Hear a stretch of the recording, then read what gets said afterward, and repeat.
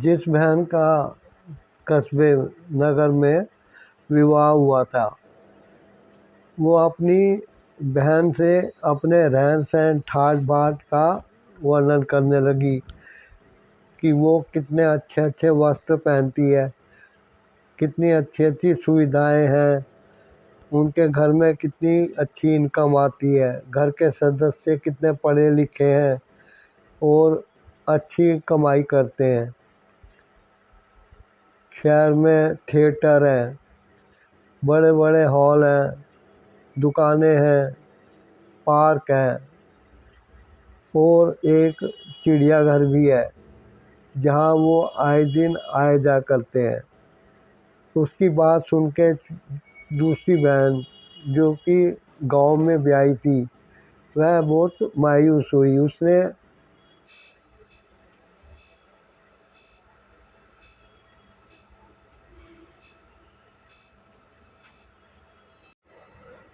उसने अपने जीजा सौदागर जो कि कस्बे में रहते थे और ठाठ बाट बता रही थी उसकी बहन,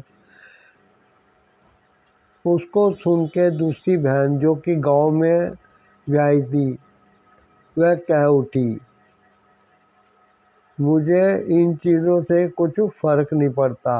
हम लोग तो गांव के सीधे साधे लोग हैं और हमारा रहन सहन बहुत सीधा है, हमारे में कोई चालाकी नहीं है, कोई स्वार्थ भावना नहीं है, कोई खर्चे नहीं है।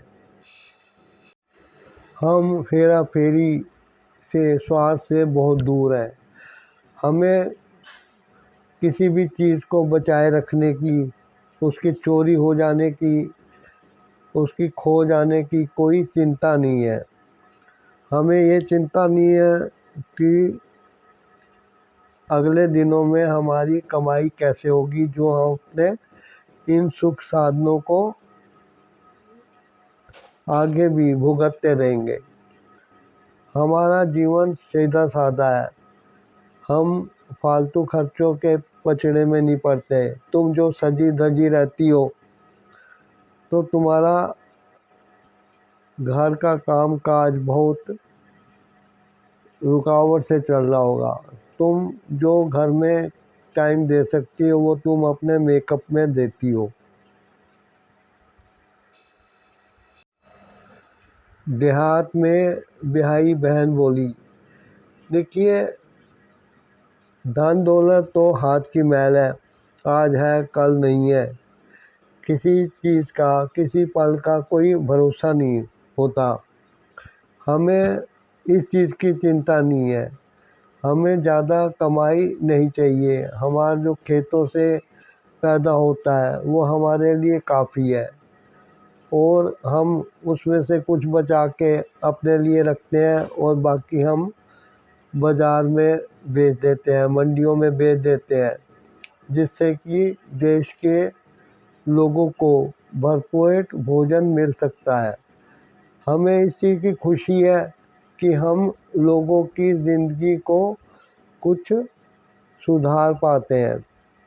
अगर हम खेती बाड़ी ना करें, सारे लोग ही जाके शहर में काम काज में सौदागरी में बिज़ी हो जाएं, तो फिर ना तो अनाज होगा, ना सब्जियां होंगी, ना दूसरी ऐसी चीज़ें होंगी जिसके भरोसे आदमी का जीवन चल सके। हम जो कमाते हैं उससे हमें कोई अभाव नहीं है। हम सीधा सादा जीवन रखते हैं, सीधा सादा पहनते हैं, सीधे साधे घर में रहते हैं और सीधा सादा ही हमारा भोजन है। लेकिन तुम जैसे शहरियों को हम लोग गरीब नज़र आते हैं क्योंकि हमारी कमाई तुम्हें कम दिखती है। लेकिन गांव के लोग ज़्यादा स्वस्थ होते हैं क्योंकि उनको मेहनत मजदूरी करनी होती है। हम जितना शारीरिक श्रम करते हैं, जितना पसीना बहाते हैं, उतना ही हम सादा भोजन करते हैं और कई बार आधे पेट खाना खाए भी सोते हैं। लेकिन हमें अच्छी नींद आती है, हमें गद्देदार बिस्तरों की ज़रूरत नहीं है, हम फर्श पे सो जाते हैं बांध की चारपाई पे बिना बिस्तर तकिए के सो जाते हैं और हमें अपने स्वास्थ्य के ऊपर गर्व होता है कि हम स्वस्थ हैं। जबकि शहर में इतनी सुख सुविधाएं होने के बावजूद, इतने बड़े बड़े हॉस्पिटल, डॉक्टर, क्लिनिक होने के बावजूद तुम शहर के लोगों को उतना स्वास्थ्य नहीं है, तुम्हारी सेहत हमेशा बिगड़ी रहती है। गांव और शहर की ज़िंदगी की तुलना तुम क्या जानो। तुम कुछ दिन आके शहर में रहो मेरे साथ, शहर वाली बहन ने कहा। तो ये बोली, तुम इससे अच्छा पहले तुम गांव में आके थोड़े दिन, हमें 15-20 दिन हमारे साथ रुको, उसके बाद तुम जाके हॉस्पिटल में अपने खून की, अपने शरीर की लैब वगैरह में चेकअप कराना, तो आपको पता लगेगा कि तुम्हारे शरीर में कितना अच्छा खून बह रहा है, तुम्हारा बीपी कितना अच्छा है, तुम्हारे अंदर कोलेस्ट्रॉल कितनी कम मात्रा में है, तुम्हारा ब्लड शुगर 3 महीने का कितना सही आता है। करके देखोगी? तुम पहले गांव आके देखो। अगर तुम्हें गांव में फ़ायदा ना हो तो मैं फिर तुम्हारे गांव शहर आके देखूंगी कि मेरे स्वास्थ्य में क्या गिरावट आती है।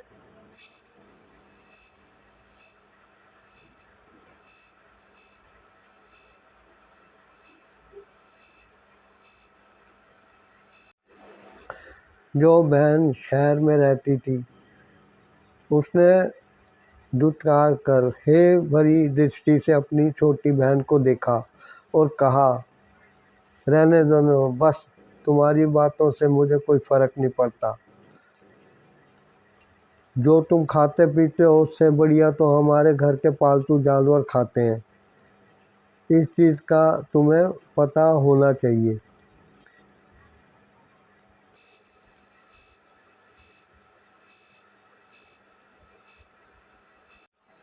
तुम्हारे बच्चों की किस्मत में क्या लिखा है? यही चारों तरफ गोबर की बदबू, गोबर फैला हुआ है, ना कोई साफ सफाई ना कुछ है, जहाँ देखो भूसा और कचरा भरा हुआ है, कोई साफ सफाई नहीं है। तुम्हारे इधर बिजली सुबह जाती है तो रात भर नहीं आती है। ऐसी जगह पे तुम रहती हो जहाँ सरकार का भी कोई तुम्हें सहारा नहीं है, तुम किसी योजना के फ़ायदे में नहीं हो। अब शहर में देखो कितनी सुविधाएं हैं, लाइट जाती है तो हम इन्वर्टर से चला लेते हैं, जनरेटर है, दुनिया भर के पेट्रोल पंप है, गाड़ियां हैं। शहर में क्या है? या तो पैदल जाओ, साइकिल पे जाओ या किसी बैलगाड़ी की सवारी करो। बा तो छोड़ो, हॉस्पिटल भी तुम्हारे गांव में नहीं है, कोई स्वास्थ्य केंद्र नहीं है। लोगों को अपना इलाज करने के लिए शहर की तरफ भागना पड़ता है, लेकिन शहर वाले कभी गांव की तरफ किसी काम के लिए नहीं भागते हैं। गांव वाले ही नौकरी मांगने के लिए शहर में आते हैं, शहर वाले कभी गांव में जाके नौकरी नहीं मांगते। और फिर हंसकर मुंह चिढ़ाकर बोली, इधर कोई मल्टीनेशनल कंपनी है जो हमें कुछ बताएगी, काम देगी? यहाँ कोई भी नहीं है। तुम बेगारी कर लो, खेती में मजदूरी कर लो, यही है। बड़ी बड़े दुकानें, शोरूम तो हमारे शहर में है। सही कहती हो, गांव वाली बहन ने कहा। हमें किसी से चिकनी चुपड़ी बातें नहीं करनी पड़ती, झूठ नहीं बोलना पड़ता, बरगलाना नहीं पड़ता। हम सीधे तरीके से व्यवहार रखते हैं। अपना अनाज, सब्जियां, फल लेके हम बाज़ार की मंडियों में जाते हैं और वहाँ हमें जो भाव मिलता है उसी को हम सब्जियां चावल बेच के घर वापस आ जाते हैं। हमें किसी चीज़ का लालच नहीं है। हमें पता है गांव वाले, मंडी वाले, व्यापारी, सौदागर कितनी बेईमानी से भरी ज़िंदगी जीते हैं। यदि वो बेईमानी ना करें, हेरा फेरी ना करें, तो ये जो तुम सज धज की बातें कर रही हो, ये सज धज हमें कभी देखने को नहीं मिलेगा।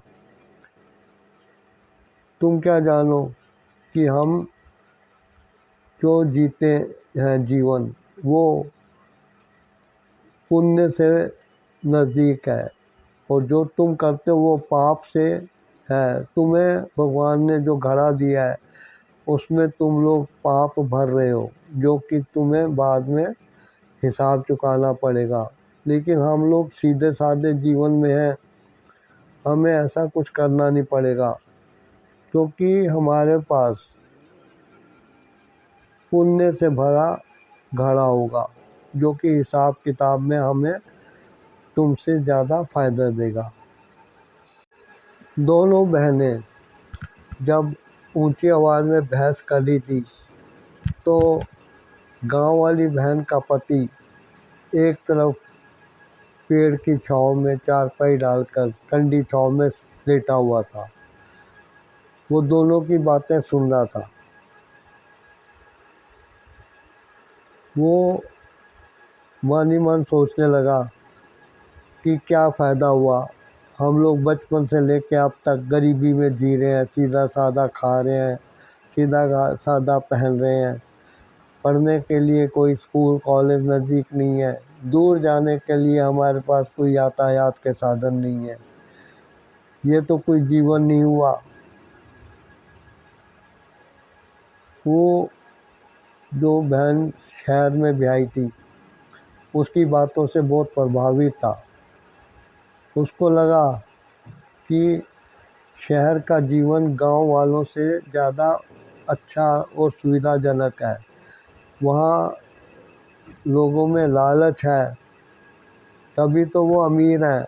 या हमें किस चीज़ का लालच हो, हमारे पास न पीतुली ज़मीन है, न पीतुली खेती है, न पीतुले जानवर है, खेती है, आय के साधन है। और जबकि शहर वालों के पास वो जितना चाहें, जितना लालच करें, उतना उनका जेब में धन आना तय रहता है। और उसके विचार सुनकर एक शैतान, जो कि कई दिनों से उन लोगों पे नज़र रखे हुए था, उसने सोचा ये बहुत बढ़िया बात हुई। यही आदमी कहता था कि शैतान भी आ जाए तो भी हम अपने मार्ग से डिगेंगे नहीं। हम सीधे साधे लोग, गांव के लोग, कभी शहर वालों की तरह लालची और बेईमानी नहीं करेंगे, ना लालची बनेंगे। उसके मन में जब ये विचार आए, तो उसने उस पुरुष की दिमाग में, दिल में एक योजना बनानी शुरू कर दी कि कैसे वो भी अमीर बन सकता है। शैतान का दिमाग अपनी शैतानी योजना में लग गया। उसे याद आया, यही आदमी कहता था कि मेरे पास छोटी सी ज़मीन है, छोटी सी कमाई है, मैं ईमानदारी से उसी में खुश हूँ। इसी मेहनत में जो मैं कमा पाता हूँ, ये मेरे लिए बहुत बड़ी चीज़ है। मैं कभी लालच में नहीं पड़ता। अगर मेरे पास बहुत सारी ज़मीन आ जाए, तो भी कोई शैतान मेरे दिल में लालच पैदा नहीं करा सकता। तो तभी शैतान ने सोचा कि चलो अब मैं इसको परीक्षा में लेता हूँ। इसे अब मैं खूब सारी ज़मीन दिलाऊंगा, और ज़मीन दिला के फिर मैं देखूंगा कैसे ये मेरे चंगुल से बचता है। शैतान ने उसके दिमाग में डाला कि 300 एकड़ ज़मीन की मालकिन जमींदारिन, जो कि अपने सेवकों के हाथों खेती बाड़ी सौंप कर खुद ऐश करती है, शहर में रहती है, आती जाती है, कभी गांव रहती है कभी शहर में, तो क्यों ना उसी से इस आदमी को मैं ज़मीन दिलवा दूँ। उस औरत के पास 300 एकड़ ज़मीन थी गांव में, और उसके अपने लोगों से, अपने आसामी लोगों से बहुत अच्छे संबंध थे। तभी उसने एक दिन एक रिटायर्ड फौजी को अपने मैनेजर की पोस्ट पे नियुक्त करा दिया, जो कि फौजी तबीयत का था, डिसिप्लिन से चलता था, बहुत सख्त था और ज़्यादा चूत चपड़ पसंद नहीं करता था। उसने लोगों पे आए दिन जुर्माने ठोकने शुरू कर दिए। वो उनसे अनाज की वसूली करता और दाम देने की जगह उनको कहता कि ये तुम्हारे लिए सज़ा के तौर पे फ़ाइन है, आगे से ऐसी गलती करोगे तो फिर मैं ऐसी अनाज ले जाऊंगा और इसको बेच के मैं भरपाई करूंगा। तो जो गांव वाली बहन थी, उसके पति, जो कि ज़मीन में बहुत कम होने के कारण ज़्यादा इनकम नहीं होती थी, कई बार उसके पचड़े में पड़ चुका था।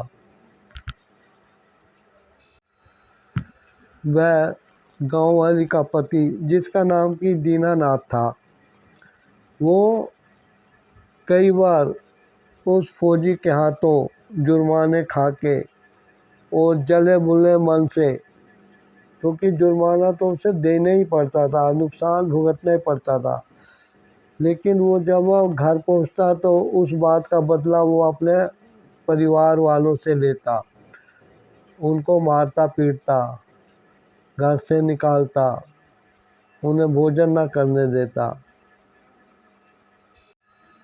अगले साल जब ठंड का मौसम आया तो लोगों ने सुना कि किसी मुंशी इकराम अली को, इकरम अली था शायद वो, उसको ज़मींदार ने अपनी काफ़ी सारी ज़मीन बेच रही है।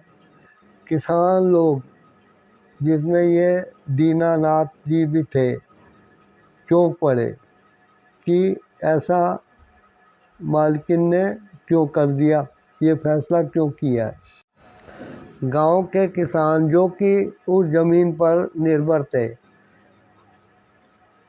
वो मुंशी इकरम को जानते थे कि वो उस मैनेजर से भी ज़्यादा नीच प्रकृति का है, और अब तक जो वो आराम से जीवन जी रहे थे, इस मैनेजर के आने के बाद उनका जीवन दूभर हो गया था, लेकिन अब उससे भी बुरे दिन उनको देखने पड़ेंगे यदि इस इकराम अली ने उस ज़मीन को खरीद लिया। अब उन्होंने मीटिंग की और तय हुआ कि मालकिन के ब्याह जाके इकराम अली जो ज़मीन की कीमत देना चाहता है, उससे ज़्यादा कीमत दे के वो अपने अपने खेतों को खुद ही खरीद लेंगे, जो कि वास्तव में उस ज़मींदार की 300 एकड़ ज़मीन का हिस्सा थे। तो उनको किसी के दबाव में नहीं रहना पड़ेगा। इस पर वे इकट्ठा हुए और मालकिन के पास पहुंच गए। ज़मींदारिन ने उसकी बातें सुनी और कुछ बहस वगैरह हुई, उसके बाद वो राज़ी हो गई। लेकिन ये जो कुछ हो रहा था, ये तो एक शैतान दिमाग की उपज थी।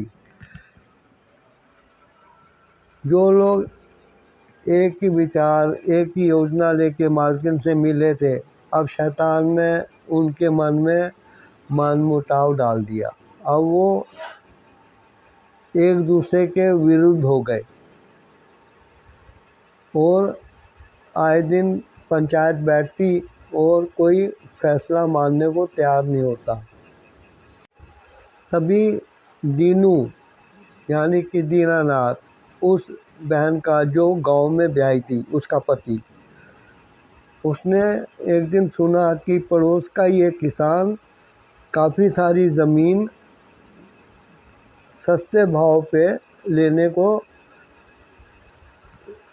कह रहा था और इस पर वो मालकिन तैयार भी हो गई है। ये जैसे ही इसने सुना तो शैतान की योजना के हिसाब से इसने काम किया। इसने भी सोचा कि मैं भी क्यों ना पौने पौने दाव में काफ़ी सारी ज़मीन खरीद लूँ।